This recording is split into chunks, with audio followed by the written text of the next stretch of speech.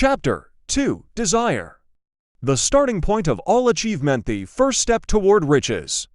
When Edwin C. Barnes climbed down from the freight train in Orange, NJ, more than 30 years ago, he may have resembled a tramp. But his thoughts were those of a king. As he made his way from the railroad tracks to Thomas A. Edison's office, his mind was at work. He saw himself standing in Edison's presence. He heard himself asking Mr. Edison for an opportunity to carry out the one consuming obsession of his life, a burning desire to become the business associate of the great inventor. Barnes' desire was not a hope, it was not a wish, it was a keen, pulsating desire, which transcended everything else. It was definite. The desire was not new when he approached Edison. It had been Barnes' dominating desire for a long time. In the beginning, when the desire first appeared in his mind, it may have been, probably was, only a wish, but it was no mere wish when he appeared before Edison with it, a few years later. Edwin C. Barnes again stood before Edison, in the same office where he first met the inventor. This time his desire had been translated into reality. He was in business with Edison. The dominating dream of his life had become a reality. Today, people who know Barnes envy him.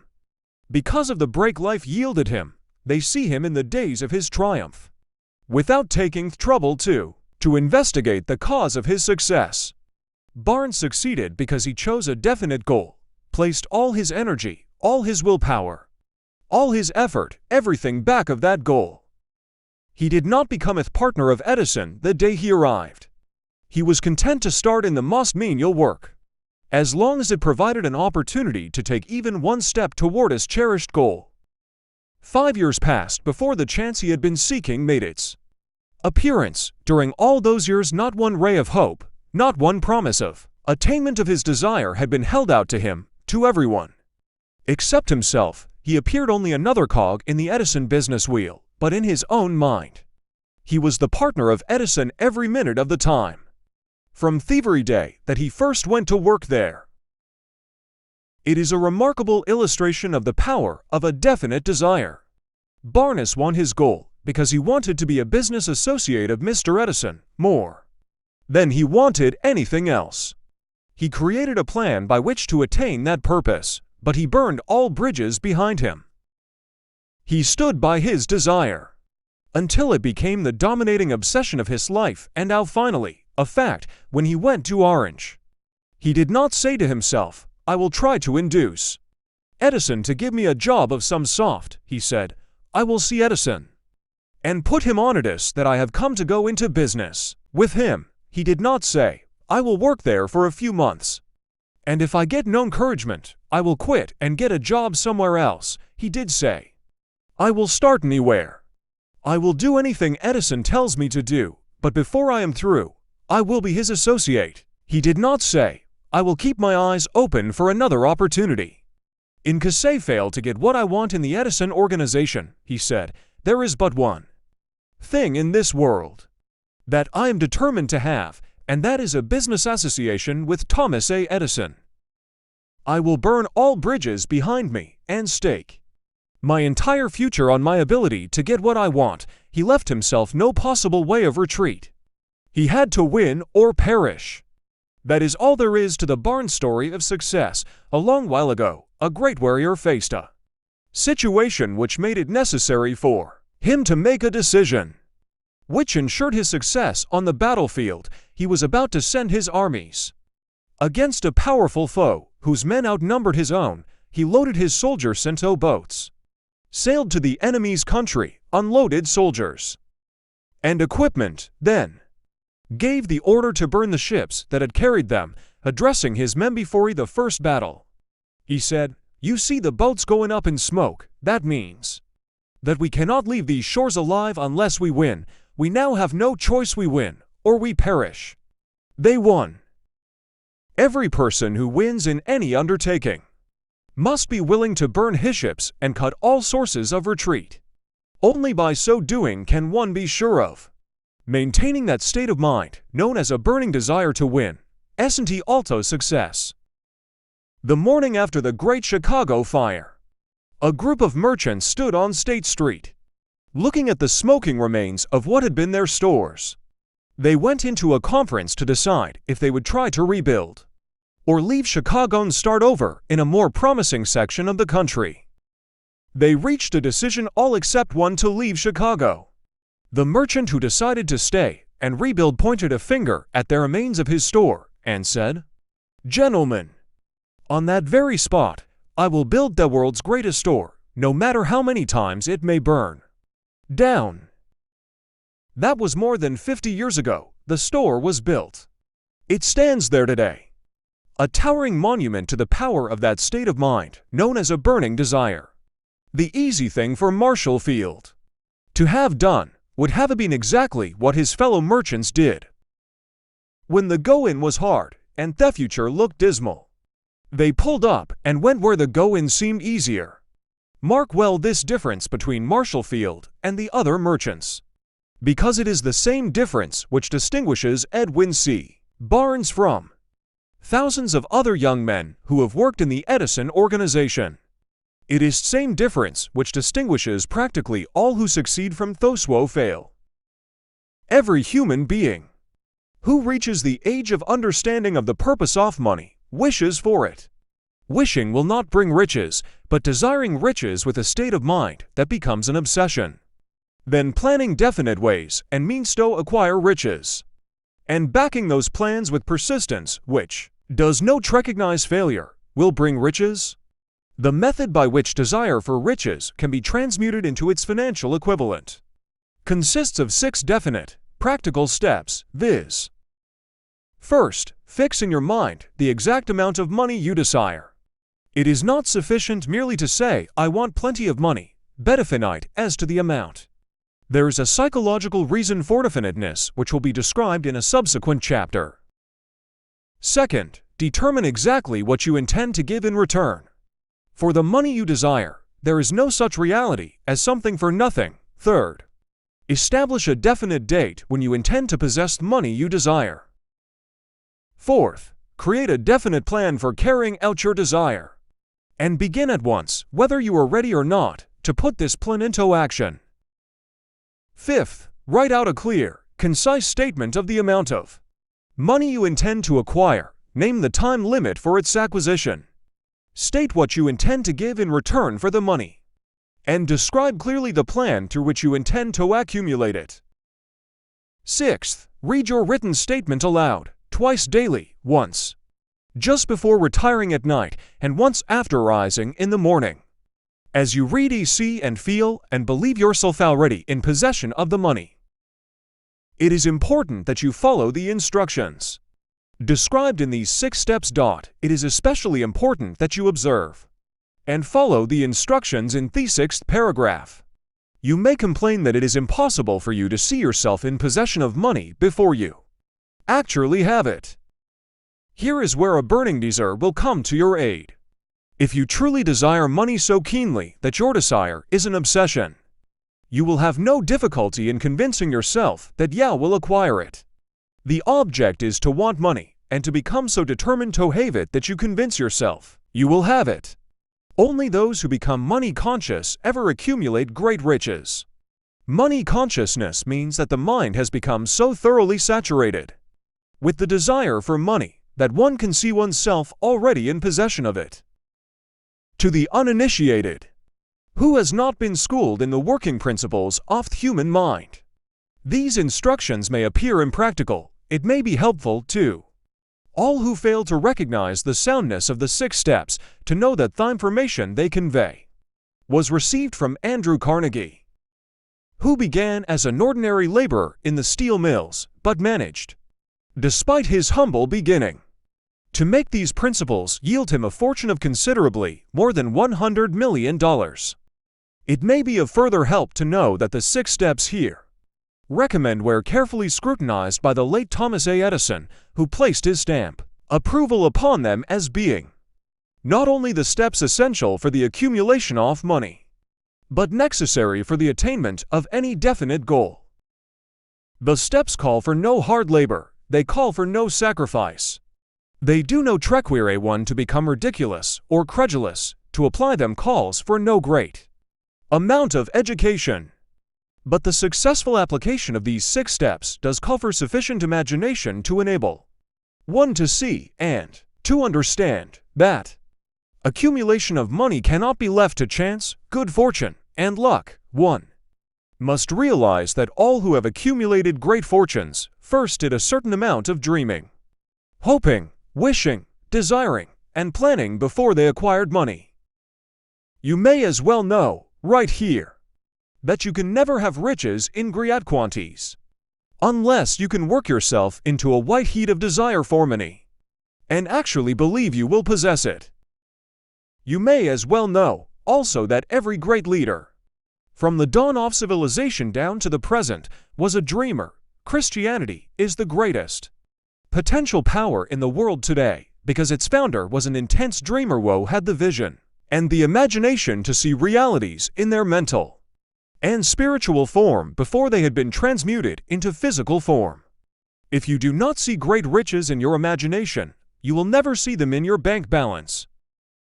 Never, in the history of America, has there been so great an opportunity for practical dreamers as now exists. The 6-year economic collapse has reduced all men substantially to the same level. A new race is about to be run. The stakes represent huge fortunes which will be accumulated within the next 10 years. The rules of the race have changed because we now live in a changed world that definitely favors the masses. Those who had but little or no opportunity to win under the conditions existing during the Depression, when fear paralyzed growth and development. We who are in this race for riches should be encouraged to know that this changed world in which we live is demanding new ideas, new ways of doing things, new leaders, new inventions, new methods of teaching, new methods of marketing, new books, new literature, new features for the radio, new ideas for moving pictures. Back of all this demand for new and better things, there is one quality which one must possess to win, and that is definiteness of purpose, the knowledge of what one wants, and a burning desire to possess it. The business depression marked the death of one age and the birth of another. This changed world requires practical dreamers who can and will put their dreams into action. The practical dreamers have always been and always will be the pattern makers of civilization. We who desire to accumulate riches should remember the real leaders of the world always have been men who harnessed and put into practical use the intangible, unseen forces of unborn opportunity, and have converted those forces or impulses of thought into skyscrapers, cities, factories, airplanes, automobiles, and every form of convenience that makes life more pleasant. Tolerance and an open mind are practical necessities of the dreamer of today. Those who are afraid of new ideas are doomed before they start. Never has there been a time more favorable to pioneers than the present. True, there is no wild and woolly West to be conquered, as in the days of the covered wagon, but there is a vast business, financial, and industrial world to be remolded and redirected along new and better lines. In planning to acquire your share of the riches, let no one influence you. Toscern the dreamer, to win the big stakes in this changed world, you must catch the spirit of the great pioneers of the past, whose dreams have given to civilization all that it has of value, the spirit which serves as the lifeblood of our own country. Your opportunity and mine to develop and market our talents, let us not forget. Columbus dreamed of an unknown world, staked his life on the existence of such a world, and discovered it. Copernicus, the great astronomer, dreamed of a multiplicity of worlds and revealed them. No one denounced him as impractical after he had triumphed. Instead, the world worshipped at his shrine, thus proving once more that success requires nitrogen monoxide apologies, failure permits nitrogen monoxide alibis. If the thing you wish to do is right, and you believe in it, go ahead and do it. Put your dream across, and never mind what they say if you meet with temporary defeat, for they, perhaps, do not know that every failure brings with it the seed of an equivalent success. Henry Ford, poor and uneducated, dreamed of a horseless carriage. Went to work with what tools he possessed without waiting for opportunity to favor him. And now evidence of his dream belts. The entire earth, he has put more wheels into operation than any man who ever lived. Because he was not afraid to chew back his dreams. Thomas Edison dreamed of a lamp that could be operated by electricity. Began where he stood to put his dream into action, and despite more than 10,000 failures, he stood by that dream until he made it a physical reality. Practical dreamers do not quit. Whelan dreamed of a chain of cigar stores, transformed his dream into action.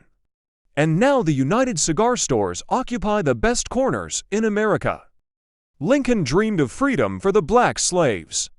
Put his dream into action and barely missed living to see a united North and South translate his dream into reality. The Wright brothers dreamed of a machine that would fly through the air. Now one may see evidence all over the world that they dreamed soundly. Marconi dreamed of a system for harnessing the intangible forces of the ether. Evidence that he did not dream in vain may be found in every wireless and radio in the world. Moreover, Marconi's dream brought the humblest cabin and the most stately manor house side by side. It made the people of every nation on earth backdoor neighbors. It gave the President of the United States a medium by which he may talk to all the people of America at one time and on short notice. It may interest you to know that Marconi's friends had him taken into custody and examined in a psychopathic hospital when he announced he had discovered a principle through which he could send messages through the air without the aid of wires or other direct physical means of communication. The dreamers of today fare better. The world has become accustomed to new discoveries. Nay, it has shown a willingness to reward the dreamer who gives the world a new idea. The greatest achievement was, at first and for a time, but a dream. The oak sleeps in the acorn, the bird waits in the egg, and in the highest vision of the soul, a waking angel stirs. Dreams are the seedlings of reality. Awake, arise, and assert yourself, you dreamers of the world. Your star is now in the ascendancy. The world depression brought the opportunity you have been waiting for. It taught people humility, tolerance, and open-mindedness. The world is filled with an abundance of opportunity which the dreamers of the past never knew. A burning desire to be and to do is the starting point from which the dreamer must take off. Dreams are not born of indifference, laziness, or lack of ambition. The world no longer scoffs at the dreamer, nor calls him impractical. If you think it does, take a trip to Tennessee and witness what a dreamer president has done in the way of harnessing and using the great water power of America a score of years ago. Such a dream would have seemed like madness. You have been disappointed. You have undergone defeat during the depression. You have felt the great heart within you crushed until it bled. Take courage, for these experiences have tempered the spiritual metal of which you are made. They are assets of incomparable value.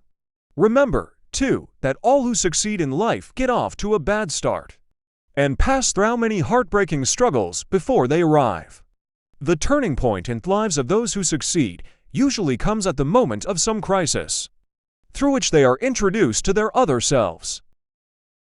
John Bunyan wrote The Pilgrim's Progress, which is among the finest of all English literature, after he had been confined in prison and sorely punished because of his views on the subject of religion.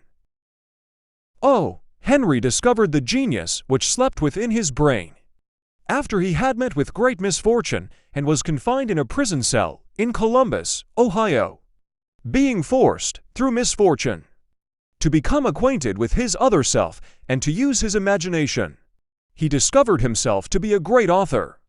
Instead of a miserable criminal and outcast, strange and varied are the ways of life, and stranger still are the ways of infinite intelligence, through which men are sometimes forced to undergo all sorts of punishment before discovering their own brains and their own capacity to create useful ideas through imagination. Edison, the world's greatest inventor and scientist, was a tramp telegraph operator. He failed innumerable times before he was driven, finally, to the discovery of the genius which slept within his brain. Charles Dickens began by pasting labels on blacking pots. The tragedy of his first love penetrated the depths of his soul and converted him into one of the world's truly great authors. That tragedy produced, first, David Copperfield, then a succession of other works that made this a richer and better world for all who read his books. Disappointment over love affairs generally has the effect of driving men to drink and women to ruin, and this because most people never learn the art of transmuting their strongest emotions into dreams of a constructive nature. Helen Keller became deaf, dumb, and blind shortly after birth. Despite her greatest misfortune, she has written her name indelibly in the pages of the history of the great. Her entire life has served as evidence that no one ever is defeated until defeat has been accepted as a reality. Robert Burns was an illiterate country lad. He was cursed by poverty and grew up to be a drunkard in the bargain. The world was made better for his shaving lived, because he clothed beautiful thoughts in poetry and there plucked a thorn and planted a rose in its place. Booker T. Washington was born in slavery, handicapped by race and color, because he was tolerant, had an open mind at all times, on all subjects, and was a dreamer. He left his impress for good on an entire race. Beethoven was deaf, Milton was blind. But their names will last as long as time endures, because they dreamed and translated their dreams into organized thought. Before passing to the next chapter, kindle anew in your mind the fire of hope, faith, courage, and tolerance. If you have these states of mind and a working knowledge of the principles described, all else that you need will come to you when you are ready for it. Let Emerson state the thought in these words: every proverb, every book, every byword that belongs to thee for aid and comfort shall surely come home through open or winding passages. Every friend whom not thy fantastic will, but the great and tender soul in thee craveth, shall lock thee in his embrace. There is a difference between wishing for a thing and being ready to receive it. No one is ready for a thing until he believes he can acquire it. The state of mind must be belief, not mere hope or wish. Open-mindedness is essential for belief. Closed minds do not inspire faith, courage, and belief. Remember, no more effort is required to aim high in life, to demand abundance and prosperity, than is required to accept misery and poverty. A great poet has correctly stated this universal truth through these lines: I bargained with life for a penny, and life would pay no more. However, I begged at evening when I counted my scanty store. For life is a just employer, he gives you what you ask. But once you have set the wages, why, you must bear the task. I worked for a menial's hire, only to learn, dismayed, that any wage I had asked of life, life would have willingly paid. Desire outwits Mother Nature. As a fitting climax to this chapter, one wish to introduce one of the most unusual persons I have ever known. I first saw him 24 years ago. A few minutes after he was born, he came into the world without any physical sign of fears, and the doctor admitted, when pressed for an opinion, that the child might be deaf and mute for life. I challenged the doctor's opinion. I had the right to do so. I was the child's father. I, too, reached a decision and rendered an opinion. But one expressed the opinion silently, in the secrecy of my own heart. I decided that my son would hear and speak. Nature could send me a child without ears, but nature could not induce me to accept the reality of the affliction. In my own mind I knew that my son would hear and speak. How? I was sure there must be a way, and I knew I would find it. I thought of the words of the immortal Emerson: the whole course of things goes to teach us faith. We need only obey. There is guidance for each of us, and by lowly listening, we shall hear the right word, the right word, desire, more than anything else. I desired that my son should not be a deaf mute. From that desire I never receded. Not for a second. Many years previously, I had written Our only limitations are those we set up in our own minds for the first time. I wondered if that statement were true. Lying on the bed in front of me was a newly born child without the natural equipment of hearing. Even though he might hear and speak, he was obviously disfigured for life. Surely, this was a limitation which that child had not set up in his own mind. What could I do about it? Somehow, I would find a way to transplant into that child's mind my own burning desire for ways and means of conveying sound to his brain without the aid of ears. As soon as the child was old enough to cooperate, I would fill his mind so completely with a burning desire to hear that nature would, by methods of her own, translate it into physical reality. As he grew older and began to take notice of things around him, we observed that he had a slight degree of hearing when he reached the age when children usually begin talking. He made no attempt to speak, but we could tell by his actions that he could hear certain sounds. Slightly. That was all I wanted to know. I was convinced that if he could hear, even slightly, he might develop still greater hearing capacity. Then something happened which gave me hope. It came from an entirely unexpected source. We bought a Victrola. When the child heard the music for the first time, he went into ecstasies and promptly appropriated the machine. He soon showed a preference for certain records, among them, "It's a Long Way to Tipperary, on any occasion." He played that piece over and over for almost 2 hours, standing in front of the Victrola, with his teeth clamped on the edge of the case. The significance of this self-formed habit of his did not become clear to us until years afterward. For we had never heard of the principle of bone conduction of sound at that time. Shortly after he appropriated the Victrola, I discovered that he could harm quite clearly when I spoke with my lips, touching his mastoid bone, or at the base of the brain. These discoveries placed in my possession the necessary media by which I began to translate into reality my burning desire to help my son develop hearing and speech. By that time he was making stabs at speaking certain words.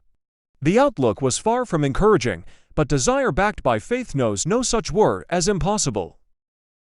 Having determined that he could hear the sound of my voice plainly, I began immediately to transfer to his mind the desire to hear and speak. I soon discovered that the child enjoyed bedtime stories, so I went to work, creating stories designed to develop in him self-reliance, imagination, and a keen desire to hear and to be normal. There was one story in particular which I emphasized by giving it some new and dramatic coloring each time it was told. It was designed to plant in his mind the thought that his affliction was not a liability, but an asset of great value, despite the fact that all the philosophy I had examined clearly indicated that every adversity brings with it the seed of an equivalent advantage. I must confess that I had not the slightest idea how this affliction could ever become an asset. However, I continued my practice of wrapping that philosophy in bedtime stories, hoping the time would come when he would find some plan by which his handicap could be made to serve some useful purpose. Reason told me plainly that there was no adequate compensation for the lack of fears and natural hearing equipment. Desire backed by faith pushed reason aside and inspired me to carry on. As I analyze the experience in retrospect, I can see now that my son's faith in me had much to do with the astounding results. He did not question anything I told him. I sold him the idea that he had a distinct advantage over his older brother, and that this advantage would reflect itself in many ways. For example, the teachers in school would observe that he had no ears, and, because of this, they would show him special attention and treat him with extraordinary kindness. They always did. His mother saw to that by visiting the teachers and arranging with them to give the child the extra attention necessary. I sold him the idea, too, that when he became old enough to sell newspapers, his older brother had already become a newspaper merchant, he would have a big advantage over his brother, for the reason that people would pay him extra money for his wares, because they could see that he was a bright, industrious boy, despite the fact he had no ears. We could notice that, gradually, the child's hearing was improving. Moreover, he had not the slightest tendency to be self-conscious because of his affliction. When he was about 7, he showed the first evidence that our method of servicing his mind was bearing fruit. For several months he begged for the privilege of selling newspapers, but his mother would not give her consent. She was afraid that his deafness made it unsafe for him to go on the street alone. Finally, he took matters in his own hands. One afternoon, when he was left at home with the servants, he climbed through the kitchen window, shinny to the ground, and set out on his own. He borrowed 6 cents in capital from the neighborhood shoemaker, invested it in papers, sold out, reinvested, and kept repeating until late in the evening, after balancing his accounts and paying back the 6 cents he had borrowed from his banker. He had a net profit of 42 cents. When we got home that night, we found him in bed asleep, with the money tightly clenched in his hand. His mother opened his hand, removed the coins, and cried. Of all things, crying over her son's first victory seemed so inappropriate. My reaction was the reverse. I laughed heartily, for I knew that my endeavor to plant in the child's mind an attitude of faith in himself had been successful. His mother saw, in his first business venture, a little deaf boy who had gone out in the streets and risked his life to earn money. I saw a brave, ambitious, self-reliant little businessman whose stock in himself had been increased 100%, because he had gone into business on his own initiative and had won. The transaction pleased me because I knew that he had given evidence of a trait of resourcefulness that would go with him all through life. Later events proved this to be true. When his older brother wanted something, he would lie down on the floor, kick his feet in the air, cry for it, and get it. When the little deaf boy wanted something, he would plan a way to earn the money, then buy it for himself. He still follows that plan. Truly, my own son has taught me that handicaps can be converted into stepping stones on which one may climb toward some worthy goal, unless they are accepted as obstacles and used as alibis. The little deaf boy went through the grades, high school, and college without being able to hear his teacher, excepting when they shouted loudly, at close range. He did not go to a school for the deaf. We would not permit him to learn the sign language. We were determined that he should live a normal life and associate with normal children, and we stood by that decision, although it cost us many heated debates with school officials while he was in high school. He tried an electrical hearing aid, but it was of no value to him, due, we believed, to a condition that was disclosed when the child was 6 by Dr. J. Gordon Wilson of Chicago, when he operated on one city off the boy's head and discovered that there was no sign of natural hearing equipment. During his last week in college, 18 years after the operation, something happened which marked the most important turning point of his life.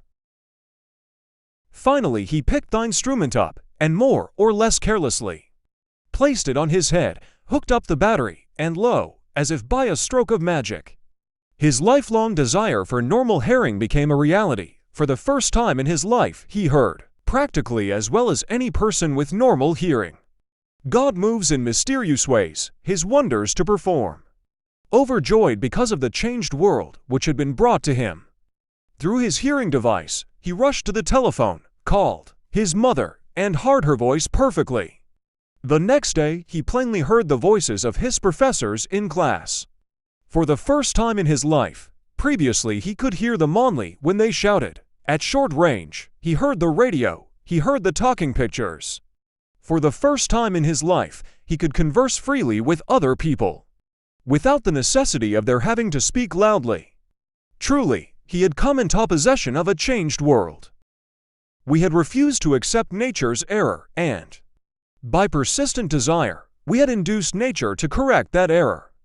Through the only practical means available, desire had commenced to pay dividends. But the victory was not yet complete. The boy still had to find a definite and practical way to convert his handicap into an equivalent asset, hardly realizing the significance of what had already been accomplished. but intoxicated with the joy of his newly discovered world of sound. He wrote a letter to the manufacturer of the hearing aid, enthusiastically describing his experience. Something in his letter, something, perhaps, which was not written on the lines, but back of them, caused the company to invite him to New York. When he arrived, he was escorted through the factory, and while talking with the chief engineer, telling him about his changed world, a hunch, an idea, or an inspiration, call it what you wish, flashed into his mind. It was this impulsive thought which converted his affliction into an asset destined to pay dividends in both money and happiness to thousands for all time to come. The sum and substance of that impulsive thought was this. It occurred to him that he might be of help to the millions of deafened people who go through life without the benefit of hearing devices if he could find a way to tell them the history of his changed world. Then and there, he reached a decision to devote the remainder of his life to rendering useful service to the hard of hearing. For an entire month, he carried on an intensive research, during which he analyzed the entire marketing system of the manufacturer of the hearing device, and created ways and means of communicating with the hard of hearing all over the world for the purpose of sharing with them his newly discovered changed world. When this was done, he put in writing a 2-year plan based upon his findings. When he presented the plan to the company, he was instantly given a position for the purpose of carrying out his ambition. Little did he dream, when he went to work, that he was destined to bring hope and practical relief to thousands of deafened people who, without his help, would have been doomed forever to deaf-mutism.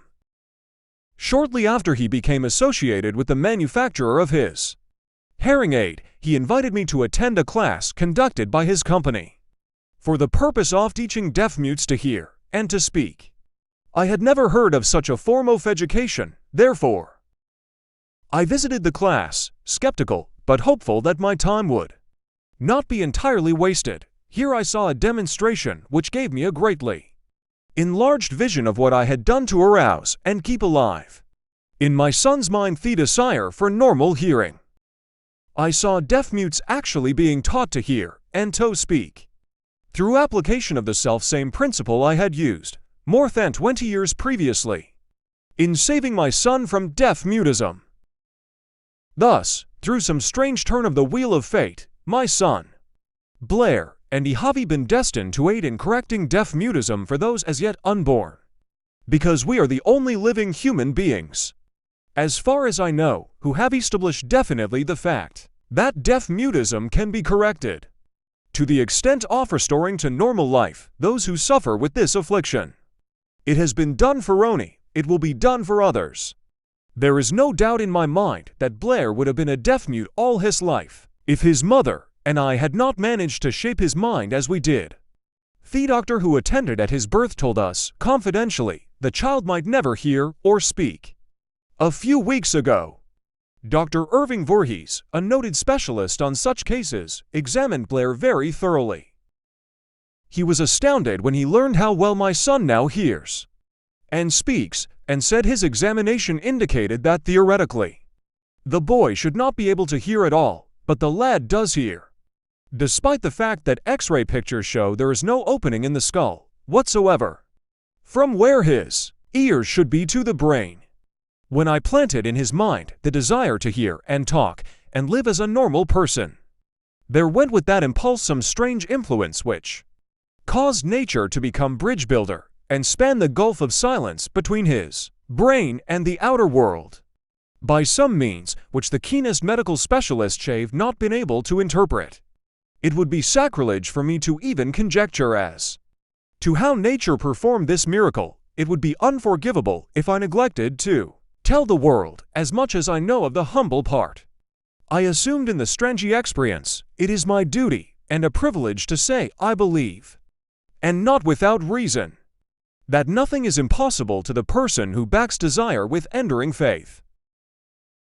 Verily, a burning desire has devious ways of transmuting itself into its physical equivalent. Blare desired normal hearing. Now he has it.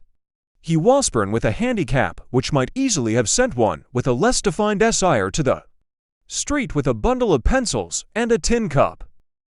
That handicap now promises to serve as the medium by which he will render useful service to many millions of hard of hearing, also to give him useful employment at adequate financial compensation the remainder of his life. The little white lies I planted in his mind when he was a child, by leading him to believe his affliction would become a great asset which he could capitalize, has justified itself. Verily, there is nothing, right or wrong, which belief, plus burning desire, cannot make real. These qualities are free to everyone. In all my experience in dealing with men and women who had personal problems, I never handled a single case which more definitely demonstrates the power of desire. Authors sometimes make the mistake of writing of subjects of which they have but superficial or very elementary knowledge. It has been my good fortune to have had the privilege of testing the soundness of the power of desire through the affliction of my own son. Perhaps it was providential that the experience came as it did, for surely no one is better prepared than he, to serve as an example of what happens when desire is put to the test. If Mother Nature bends to the will of desire, is it logical that mere men can defeat a burning desire? Strange and imponderable is the power of the human mind. We do not understand the method by which it uses every circumstance, every individual, every physical thing within its reach, as a means of transmuting desire into its physical counterpart. Perhaps science will uncover this secret. I planted in my son's mind the desire to hear and to speak as any normal person hears and speaks. That desire has now become a reality. I planted in his mind the desire to convert his greatest handicap into his greatest asset. That desire has been realized. The modus operandi by which this astounding result was achieved is not hard to describe. It consisted of three very definite facts. First, I mixed faith with the desire for normal hearing, which I passed on to my son. Second, I communicated my desire to him in every conceivable way available, through persistent, continuous effort, over a period of years. Third, he believed me. As this chapter was being completed, news came of the death of Schumann-Hink.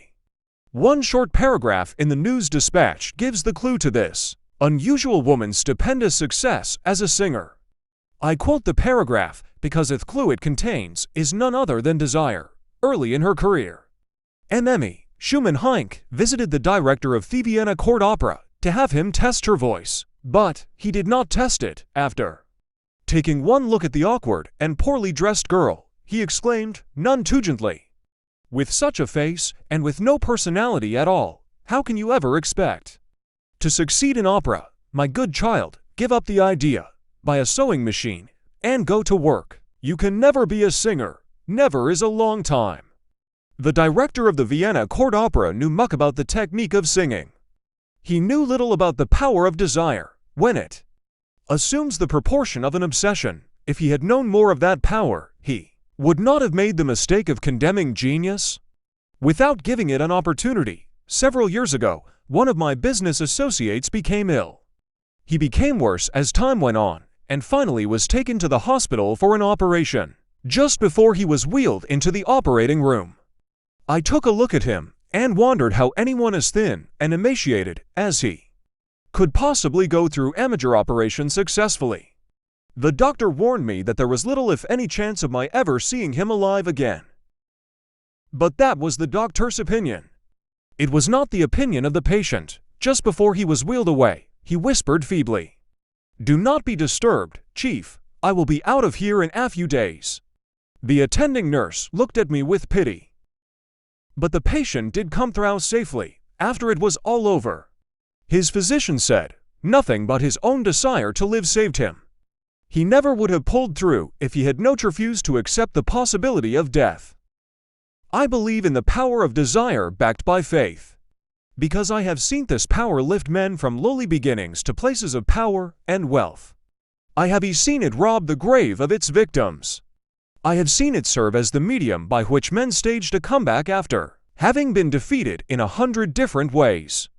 have seen it provide my own son with a normal, happy, successful life, despite nature's having sent him into the world without ears.